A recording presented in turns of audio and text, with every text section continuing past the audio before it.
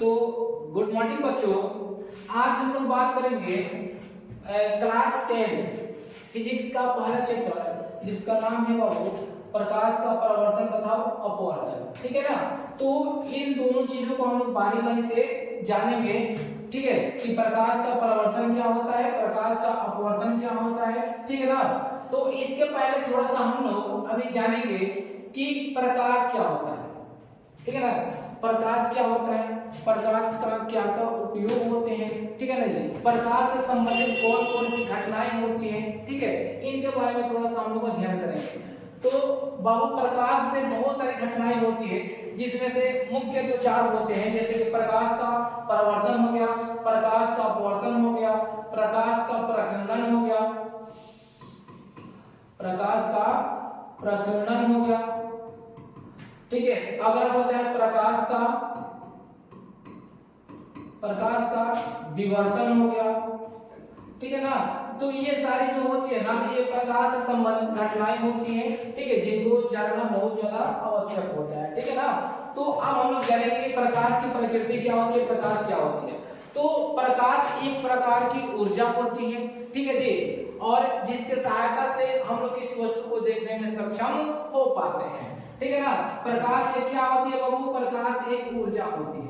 ठीक है ना। इससे हमें अनेक प्रकार के ऊर्जा में तैयार कर सकते हैं। ठीक है, इसलिए प्रकाश को ऊर्जा कहा जाता है। ठीक है ना। जैसे कि ऊर्जा के रूप में पेड़ पौधे क्या करते हैं, अपने भोजन के रूप में प्रकाश को संश्लेषित करते हैं। ठीक है ना जी। हम लोग इलेक्ट्रिक करंट बनाने में भी प्रकाश का सहायता लेते हैं सोलर सिस्टम के माध्यम से। ठीक है। और उसके बाद इसमें दिया है कि प्रकाश जो होता है ना, वो वस्तुओं को देखने में मदद करता है। जैसे कि अगर प्रकाश अनुपस्थित रहे तो हम वहां पे किसी वस्तु को देख नहीं पाएंगे। प्रकाश के बाबू क्या क्या गुण होते हैं, तो प्रकाश जो होता है ना, वो सीधी रेखा में गमन करता है। कभी भी वो गमन करेगा तो किस रेखा में गमन करेगा, तो सीधी रेखा में गमन करेगा। जैसे कि मान लीजिए कि हम यहाँ पर एक टेढ़ा पाइप बना दें, ठीक है ना जी। और फिर यहां से हम क्या करते हैं बाबू, यहां से हम किसी टॉर्च के माध्यम से यहाँ पे जब हम लोग प्रकाश को प्रवाहित करेंगे, प्रकाश जलाएंगे। ठीक है ना जी। तो प्रकाश इसमें आएगा और इस टेढ़े सरफेस से टकरा करके इधर आगे वो मूव नहीं करेगा, पार नहीं कर पाएगा। समझ में आया जी। तो इसका मतलब क्या हुआ कि प्रकाश जो होता है ना, वो हमेशा सीधी रेखाओं में गमन करता है। ठीक है जी। प्रकाश विद्युत चुंबकीय तरंग है। प्रकाश जो होता है ना, एक तरंग होता है। ठीक है जी। इसलिए इसे संचरण के लिए माध्यम की आवश्यकता नहीं होती है। यानी कि प्रकाश को गति करने के लिए ना किसी मीडियम, किसी माध्यम की आवश्यकता नहीं है, ये किसी भी माध्यम में गति कर सकता है। ठीक है जी। अगला क्या है कि प्रकाश अपारदर्शी वस्तु की तीक्ष्ण छाया बनाता है। जैसे कि प्रकाश, मान लीजिए किसी प्रकाश स्रोत से प्रकाश निकलता है, तो इसके समक्ष, इसके सामने अगर कोई पारदर्शी माध्यम आ जाए, कोई पारदर्शी पदार्थ आ जाती है, कोई पारदर्शी पदार्थ आ जाती है, तो उसका बाबू छाया नहीं बनाएगी। छाया नहीं बनाएगी क्यों? क्योंकि इससे होकर के प्रकाश आर पार हो जाएगा। लेकिन इसके समक्ष कोई अपारदर्शी वस्तु आ जाए तो इसके पीछे से, यानी कि यहाँ से आकर के प्रकाश टकरा करके फिर उसी दिशा में चली जाएगी। ठीक है जी। तो इसके किनारे किनारे से प्रकाश आ जाएगी और इसके स्थान पर क्या बन जाएगा बाबू, एक काला धाबा बन जाएगा। जिस काला धाबा को हम लोग क्या बोलते हैं बाबू, छाया बोलते हैं या परछाई बोलते हैं। ठीक है जी। प्रकाश की चाल निर्वात में सबसे अधिक होती है। प्रकाश जो होती है ना, इसकी चाल होती है, और इसकी चाल कितनी होती है बाबू, तो 3 × 10⁸ मीटर प्रति सेकंड। और इतना चाल कहाँ होती है, तो इतना चाल होती है बाबू निर्वात में। तो अब आप लोग सोचिएगा कि सर ये निर्वात होती क्या है, तो निर्वात उस माध्यम को कहते हैं जहां पे वायुमंडल नहीं होते। ठीक है, वायुमंडल नहीं होते, धूल कणों की वहां पे स्थिति नहीं होती है, वैसे माध्यम को हम लोग क्या बोलते हैं, वो निर्वात बोलते हैं। ठीक है। तो निर्वात में प्रकाश की चाल क्या होती है, वो 3 × 10⁸ मीटर प्रति सेकंड होती है। जब निर्वात से प्रकाश जब वायुमंडल में प्रवेश करेगी तो इसका जो चाल होगा ना, जो इसका स्पीड होगा, स्पीड में परिवर्तन हो जाएगा। ठीक है। अब जानेंगे बाबू कि ये प्रकाश का परावर्तन क्या होता है। तो प्रकाश जो होता है किसी चिकनी चिकने सतह से टकरा करके वापस उसी माध्यम में लौट जाता है या टकरा करके किसी दूसरे माध्यम में लौट जाता है, तो लौटने की प्रक्रिया को हम लोग बोलते हैं वो परावर्तन। प्रकाश को किसी माध्यम से या किसी चिकने सतह से टकरा करके लौटने की प्रक्रिया को हम लोग क्या बोलते हैं, वो परावर्तन बोलते हैं। ठीक है जी। तो जितने भी अपारदर्शी पदार्थ होते हैं ना, जितने भी अपारदर्शी पदार्थ होते हैं, वो सारे अपारदर्शी पदार्थ क्या करते हैं, प्रकाश का परावर्तन करते हैं। ठीक है जी। तो उसमें से होता है कि कुछ वस्तु जो होते हैं प्रकाश को ज्यादा मात्रा में परावर्तित कर देते हैं, और कुछ जो वस्तु होते हैं ना वो प्रकाश को कम मात्रा में परावर्तित करते हैं। जैसे कि अगर हम लोग बात करें वो दर्पण का, तो जो दर्पण होते हैं ना वो प्रकाश की किरण को लगभग 95% क्या कर देते हैं, वो परावर्तित कर देते हैं। ठीक है जी। इसलिए जो दर्पण होता है वो काफी चमकीला प्रतीत होता है प्रकाश की उपस्थिति में। ठीक है जी। और ये जो वस्तु होते हैं ना जिनको हम लोग देख पाते हैं, वो सारे वस्तु क्या करते हैं, वो प्रकाश का परावर्तन करते हैं, लेकिन प्रकाश को ज्यादा से ज्यादा माध्यम में क्या कर लेते हैं, अवशोषित कर लेते हैं। क्या करते हैं, वो अवशोषित कर लेते हैं। ठीक है जी। तो अब जानिए कि दर्पण क्या होता है। तो दर्पण एक चिकना सतह होता है जो प्रकाश को अधिक से अधिक मात्रा में क्या करता है, वो परावर्तित करता है, परावर्तन करता है। ठीक है। अब आगे हम लोग देखेंगे कि प्रकाश का, इसलिए प्रकाश का परावर्तन जो होता है, यदि किसी चिकने सतह से प्रकाश आया, ठीक है जी, जैसे कि मान लीजिए कि ये कोई मिरर हो गया, कोई दर्पण हो गया, ठीक है ना, और यहां से वो प्रकाश आया, इधर से मान लीजिए कि प्रकाश आया, इधर कोई प्रकाश स्रोत है, ठीक है, और प्रकाश स्रोत है और यहाँ पर आया और इस दर्पण से, दर्पण के सरफेस से टकराया, टकरा करके फिर दूसरे माध्यम में या उसी माध्यम में क्या हो लौट करके चला गया। तो इस प्रक्रिया को हम लोग बोलते हैं वो प्रकाश का परावर्तन। ठीक है ना जी। तो प्रकाश का परावर्तन होता है वो वस्तुओं से दो प्रकार के होता है। पहला होता है नियमित परावर्तन,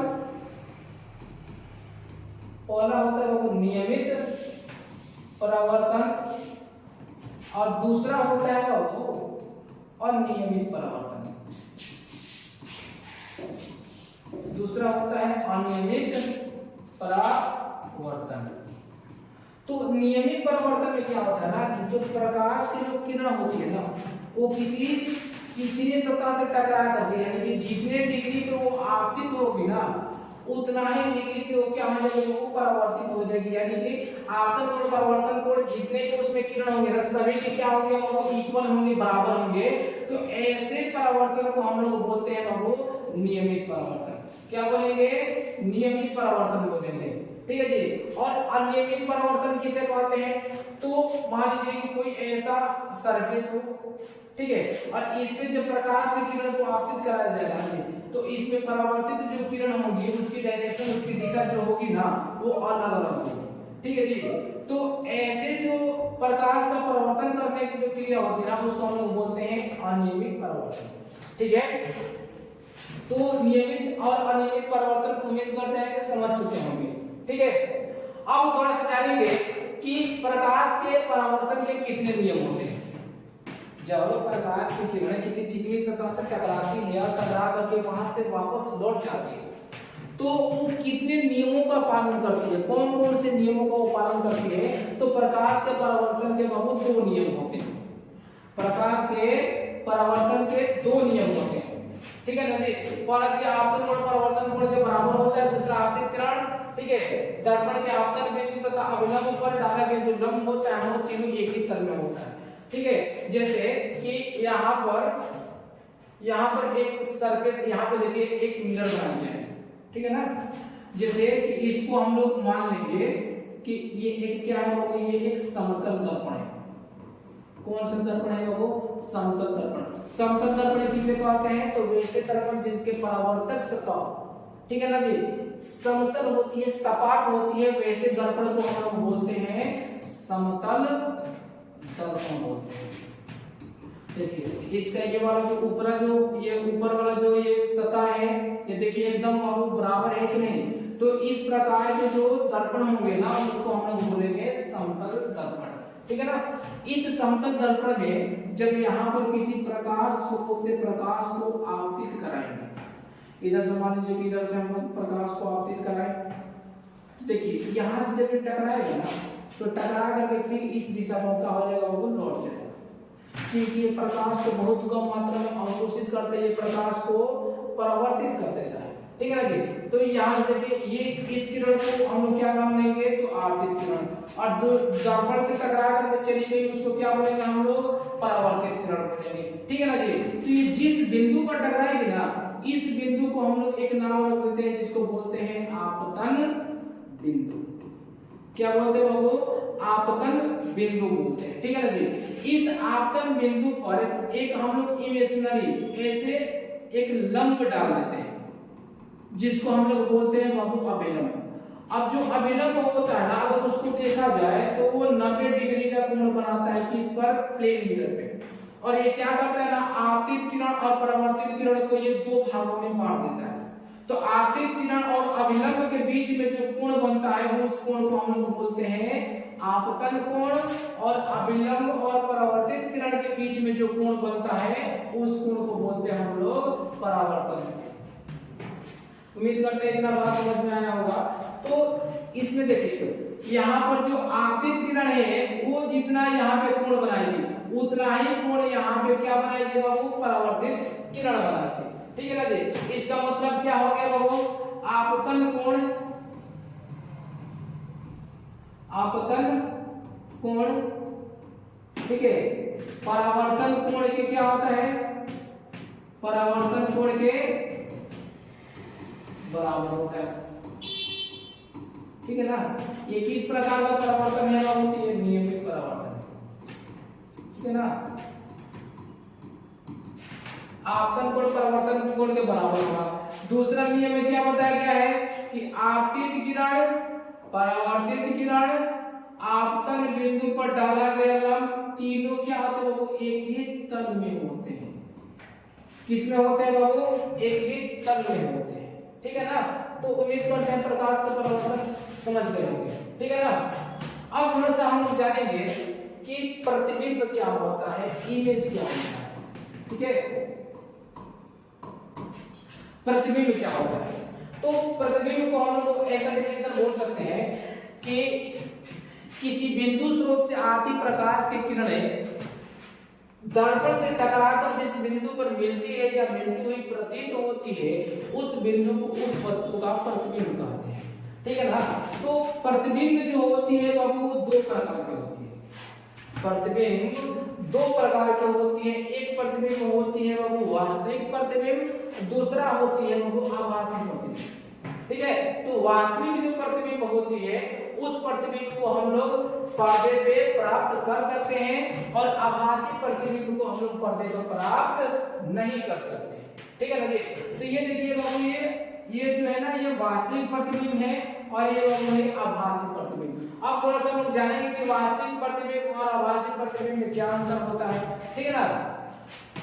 यह तब बनता है जब प्रकाश की किरणें वास्तव में प्रतिच्छेद होती है। मान लीजिए कि अभी तो आप लोगों को गोलीय दर्पण तो बताया नहीं है, लेकिन थोड़ा सा बता देते हैं कि गोलीय दर्पण जो होते हैं ना बाबू वो दो प्रकार के होते हैं। एक होते हैं उत्तल दर्पण, उत्तल दर्पण, दूसरा होते हैं अवतल, अवतल दर्पण। तो अगर उत्तल दर्पण की बात करें तो उत्तल दर्पण जो होती है ना वो इस प्रकार होती है। इसका परावर्तक जो सतह होता है वो उठा हुआ होता है, उभरा हुआ होता है, ठीक है ना। और जो हमारा अवतल दर्पण होता है ना इसका परावर्तक सतह वो धंसा हुआ होता है, ठीक है ना। तो जब भी हम लोग अवतल दर्पण में, अवतल दर्पण के सामने किसी वस्तु को रखते हैं, ठीक है ना जी, तो उस वस्तु से जब प्रकाश दर्पण में जाता है, ठीक है, तो दर्पण से टकराते हैं। देखिए यहाँ पे मान लीजिए कि यहाँ पे जिस बिंदु को काटा उस बिंदु को हम लोग बोलेंगे मुख्य फोकस, ठीक है ना। और इसके डबल दूरी पे क्या होता है बाबू, इसके डबल दूरी पे होता है वक्रता केंद्र, ठीक है ना।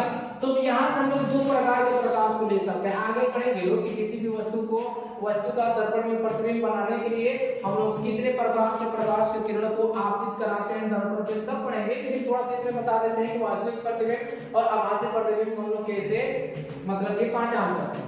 तो देखो यहाँ से दो किरण ले सकते हैं, एक किरण ले सकते हैं हम लोग यहाँ क्या बोलते हैं ध्रुव के दिशा में ले सकते हैं। जब यहाँ पे ध्रुव के दिशा में लेंगे ना हम तो यहाँ पे जितने डिग्री से होगी उतना ही डिग्री से यहाँ पे हो क्या हो जाएगा वो परावर्तित हो जाएगा।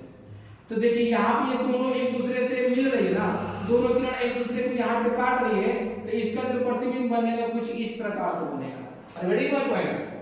तो यहाँ पे देखिए वास्तव में ये प्रकाश की किरण एक दूसरे को काट रही है ना, तो यहाँ पे काट रहे तो यहाँ पे बनेगा वो वास्तविक प्रतिबिंब बनेगा, ठीक है ना। अगर